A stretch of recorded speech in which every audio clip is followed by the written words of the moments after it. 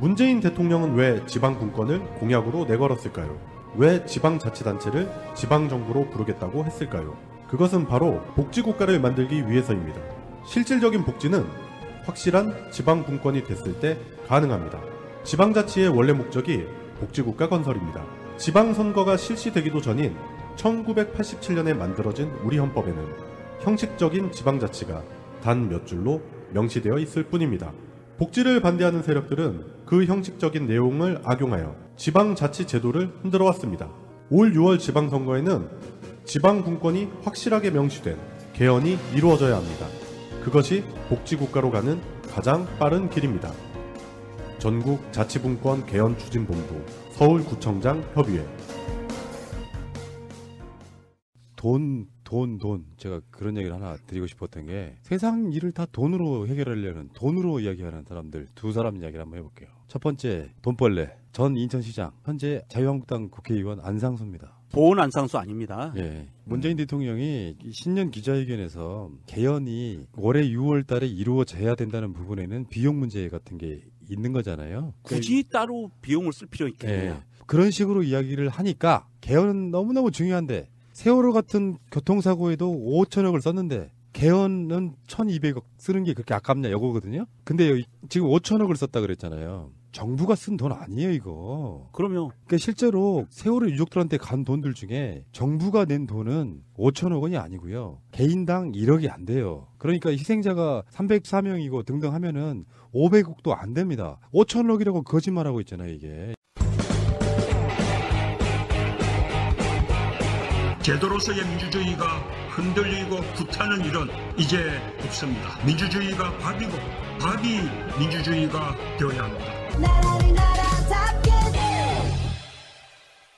이 돈벌레와 비슷한 안상수 국회의원인데요. 이 양반이 참 죄송스럽기도 하고 창피하기도 한데 강화 지역에서 뽑아준 사람이에요. 인천 강화 중동구 옹진군 국회의원이고요. 전직 인천시장이었는데 뭐 얘기하는 김에 다 얘기하겠습니다. 인천시장으로 있을 때 인천세계도시축전이라는 걸 하면서 완전히 일본으로 말하듯이고요. 그 다음에 두 번째로 월미은하레일 유명하죠. 네. 이 월미은하레일이요. 자기 형제들하고 같이 짬짬이 해가지고 말아드신 케이스고요. 아시안게임 무리하게 유치해가지고 인천을 빚더미 위에 올려놓고 중요한 거는요. 인천 전 지역을 이명박하고 오세훈이처럼 뉴타운 개발을 한다고 해가지고 인천을 다 뒤집어놨어요. 그리고 마지막으로 인천을 완전히 빚더미 위에 올라앉게 해놓은 당사자예요. 그런데 인천이라는 도시가 어떤 도시냐 하면 인천은 굉장히 역사적으로도 중요하고 경제 물리적으로도 중요한 도시인데 이 안상순 때 완전히 말아놓은 거예요. 이렇게 해놓고 나서 이제 뭐 5천억 1200억 이런 이야기를 지 입으로 할 수 있다는 것 자체가 이거는 인면수심이고 이건 말이 안 돼요. 사람이 아니에요. 예, 그러니까 너무 지금 앞서가시긴 했는데 이 사람 말 하는 말 자체가 일단 틀렸다는 거. 팩트가 틀렸죠. 세월호 같은 교통사고에도 5천억 원을 지출하는 나라라니. 아니 말하는 것도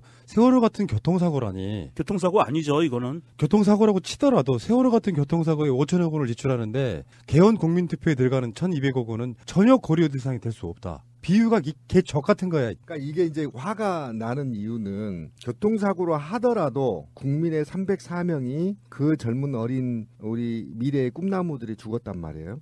근데 이걸 비하해서는 안 돼요. 그럼요. 이거를 국민의 생명과 재산을 지켜야 할 제1의 임무를 갖고 있는 국회의원이란 자가 입주댕이에서 이렇게 말하는 건 자기들이 당리당략을 위해서 국민을 버릴 수 있다는 걸 간접 증명하기 때문에 지금 화가 나는 겁니다. 맞아요. 그리고 맞아. 문 대통령을 공격하고 싶고 개헌을 방해하고 싶은데 이게 홍준표도 공약을 내걸었음에도 불구하고 세월호하고 이렇게 개헌 투표에 들어가는 비용을 두 개를 비교를 하는 프레임을 그냥 엮은 거예요. 그냥 공격하기 위해서 막 던진 느낌? 그러니까 이 정도로 던지는 말이었으면 사실은 국민한테 사과하고 사퇴를 해야 할 중차대한 일입니다. 그러니까 지금 과거에 박근혜 정부 때는 이런 게 통했어요. 이런 말이. 근데 지금 이 말에 동조할 사람은 저는 아무도 오히려 박사모도 없을 거라고 보고요. 이거는 폐륜행입니다. 정치인으로서 하지 말아야 할 폐륜행이기 때문에 반드시 지탄을 받아야 하고 사실 여부를 떠나서요. 그리고 지금 아까 빚 얘기를 꺼냈는데요. 제가 월미도가 예전에 첫사랑하고 나누었던 그 추억이 있어서요. 이걸 자주 가요. 자갈밭에서?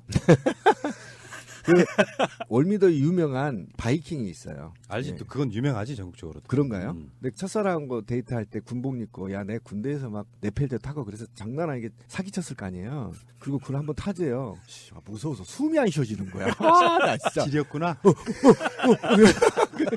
근데 여자친구가 첫사랑이가 뭐 이런 새끼가 있어.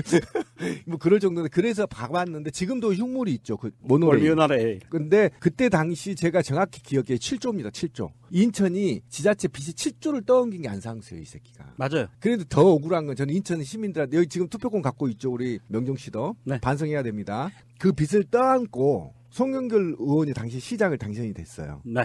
빚을 갚았어요. 네. 그러고 나서 그 다음에 또 누가 됐죠?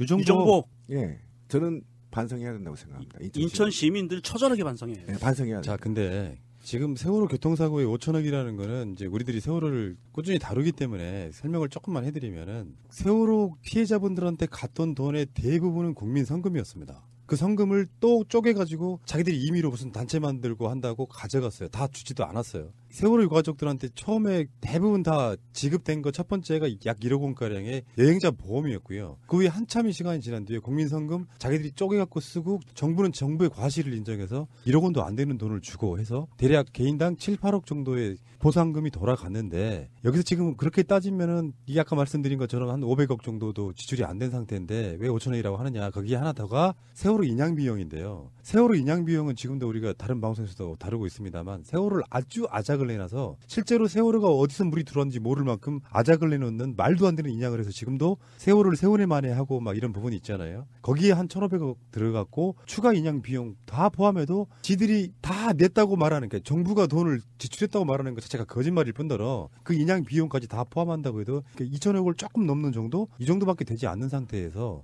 이렇게 말하는 것도 싸가지가 일단 없고요. 이거 너무하는 거고 비유 들 것이 아니에요. 비유를 이렇게 들 필요가 없는 이야기를 쓸데없이 갖다 붙이면서 그러니까 이 사람들은 세월호 자체를 어떻게 보는지가 이 말 한마디에 딱 그냥 들어가는 거예요. 세월호 같은 교통사고에도 그러니까 세월호 같은 교통사고에도가 아니라 세월호라는 말을 또는 교통사고라는 말을 비유할 것이 아니라는 거죠. 그 위치상. 거기다가 왜 사람의 생명과 안전이 들어가 있는 거를 돈으로 환산해가지고 이거를 1,200억 원은 5천억 원에 비하면 아무것도 아니다 이런 식으로 이야기하고 있잖아요. 근데 이거 어디서 정말 많이 본 것 같지 않으세요? 이게 SNS에서 일베들이 이런 식으로 던지고 나서 사람들이 아니라고 막 하잖아요. 그러면 안 들려 에에에 이렇게 하는 애들이 그렇죠. 하는 거랑 너무 똑같은 거예요 지금. 이 사람들이 2014년부터 만들어왔던 프레임이에요. 이 사람들이 자유한국당과 박근혜 정부에서 2014년 4월 16일 이후로 초지일관 주장해온 프레임이에요. 이 사람들의 프레임. 그래서 계속 설명을 하게 만들잖아요. 지금 그렇죠. 방금 전에 푸나님이 얘기하신 것처럼 아니라는 거를 계속 설명하게 만들고 더군다나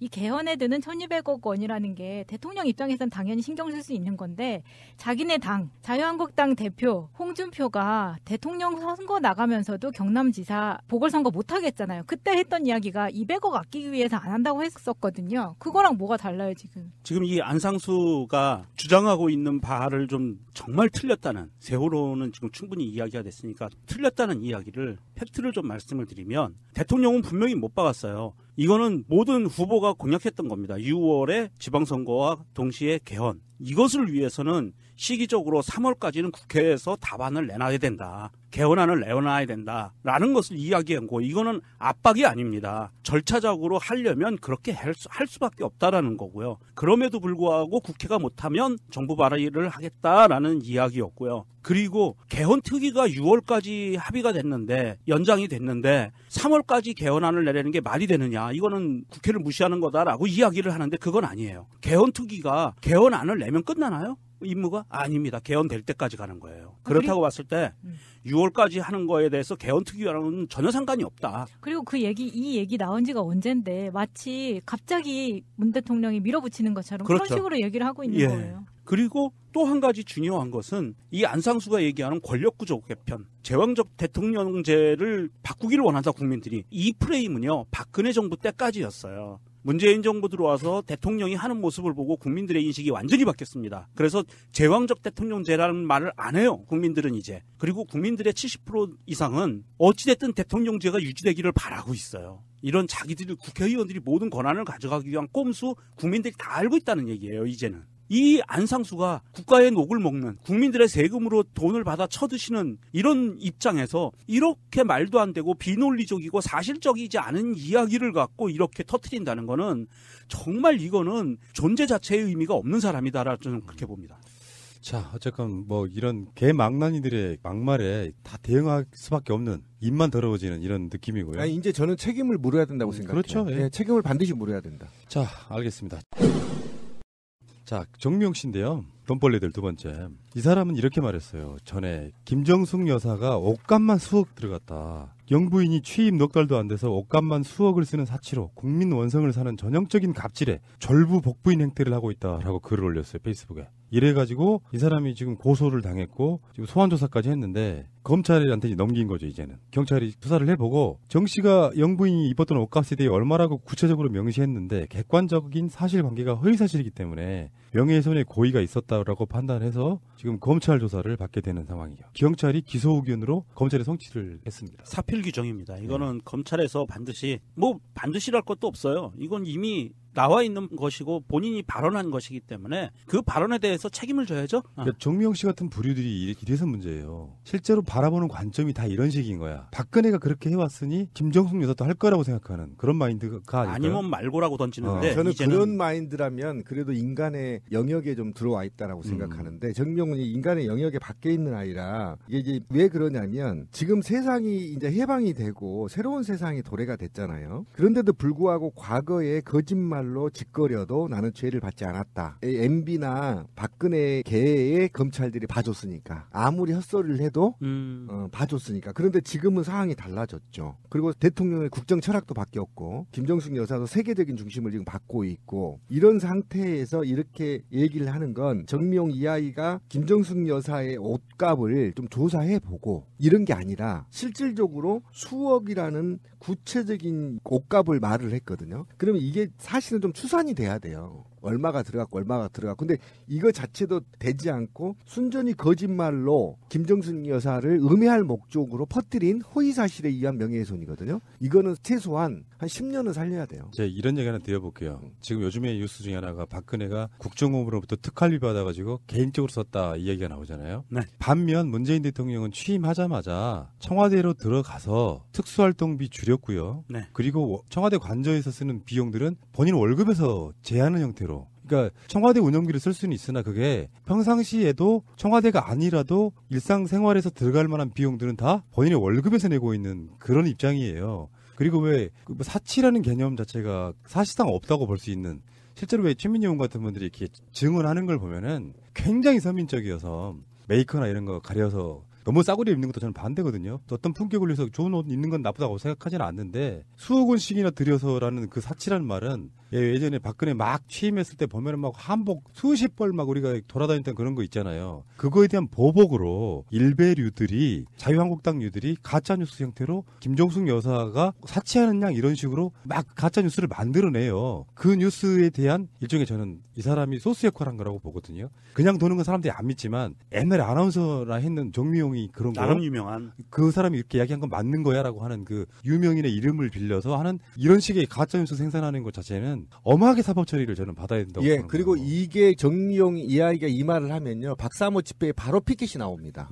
김정숙 수억도 옷값어. 진짜요? 실제로 나와요. 그러니까 이런 메커니즘을 만들기 위해서 이렇게 내는 자체가 정명훈은 이제 더 이상 좀 우리 방송에서 거론되지 않았으면 좋겠습니다. 굉장히 불쾌합니다. 김정숙 여사가 뭐가 이상하신 분이 아니라면 옷은 수억 원대를 입고 다이소를 이용할 이유가 없어요. 그러니까 그 돈 아끼기 위해서 청와대 근방에 다이소를 가시는 분에게 이런 식으로 억지로 씌우면 우리는 보기에 김정숙 여사는 귀에 안 들어갈 것 같죠. 들어가요. 그렇죠. 그러니까 억울한 걸 막 누명을 쓰고 그 문재인 대통령 신년 기자회견에서 보면 나만큼 악플을 많이 받은 정치인 있냐고 이렇게 웃으면서 이야기하잖아요. 그거 받을 때마다 무슨 부처라고 기분이 좋았겠어요. 억울하고 말도 안 되는 소리를 하지만 꾹 참고 견디는 것처럼. 그런데 김정숙 여사 부분에 대해서는 김정숙 여사는 사실 정치인은 아니잖아요. 영부인일 수는 있어도. 그런데 이렇게 말도 안 되는 마타도를 막 뿌려대면서 마치 사치하는 사람처럼 몰아가는 거. 이거 정말 비열한 수법이거든. 이게 지금 문재인 대통령 내외를 음해하는 대표적인 것 중에 하나가 이 김정순 여사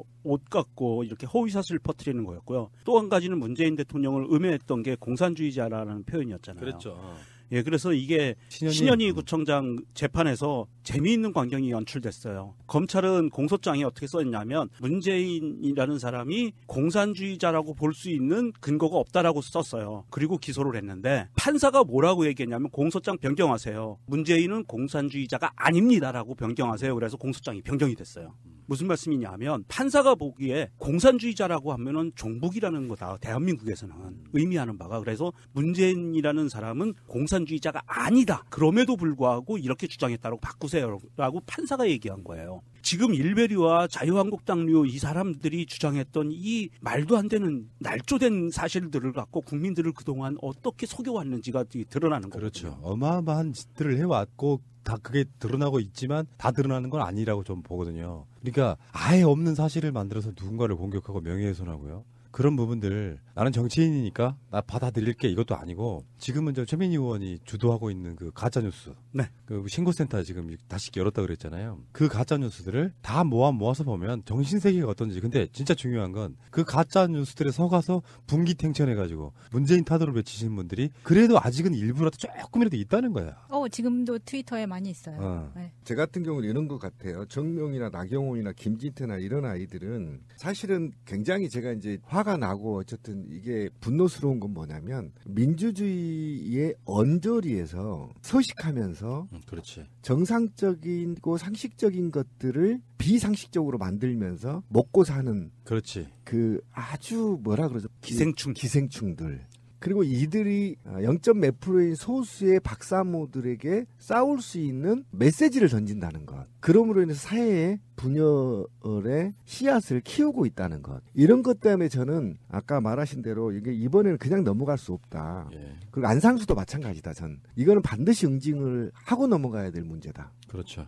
안상수, 정미영, 뭐 신현희까지 대표적으로 더러운 입들을 통해 가지고 자기들의 잘못을 가리는 형태. 본인들부터 먼저 돌아보시라 이렇게 말씀드리고 싶습니다.